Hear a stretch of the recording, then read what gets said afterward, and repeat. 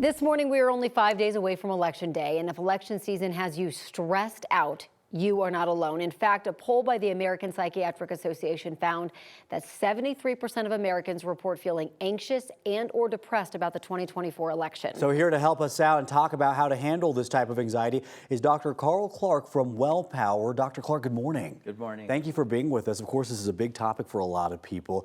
Are people more anxious about this election than what we've seen in the past? I believe they are, and there are a lot of things that define stress.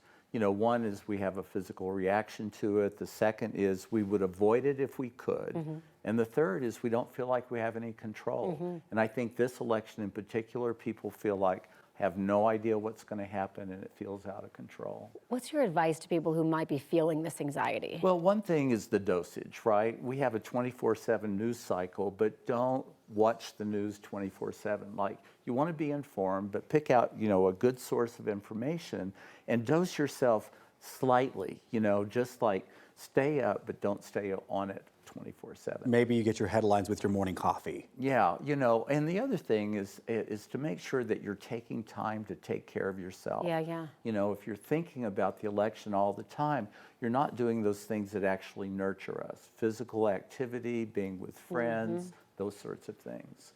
Yeah, I think another part of this, sometimes it helps if you show acts of kindness and you pay it forward, and that sometimes can get rid of some of this anxiety as well. Yeah, it's very important, when we're sort of caught up in ourselves, that if you actually think and do things for other people, it contributes to our own well-being. Yeah. So this is all leading up to the election. What about after the election? What about, post-election disappointment, even possibly violence or unrest? Yeah, I do think people are stressed about that too.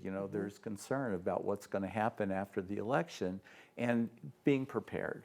It's another way to have some sense of control. It's like, okay, if some civil unrest were to happen, what do I want for myself and my family? What are the things that we'll do? How can we be prepared? And that'll give you some sense of control. I'm getting anxiety just thinking about the holidays coming up because there is so much division just within families and friends as well. Yeah, that's a good point. How do you recommend handling that division as well right now with the holidays coming up? Yeah, no, it's really interesting. When people have disagreements, there are really only three basic things that people disagree about. They disagree about the facts, and there's a lot of misinformation in this campaign, right? So they disagree about the facts. They disagree about what should be, and they disagree about how something should happen. So if you have a family member that has a view that's very different from you, you can be very curious about those things. What you want to avoid, though, is being quarrelsome, and we see a lot of that happening, where people are name-calling, or you believe that because you're an idiot, those kinds of things. Those are not helpful, but you can maintain those relationships if you just like, hey, do we see the facts differently?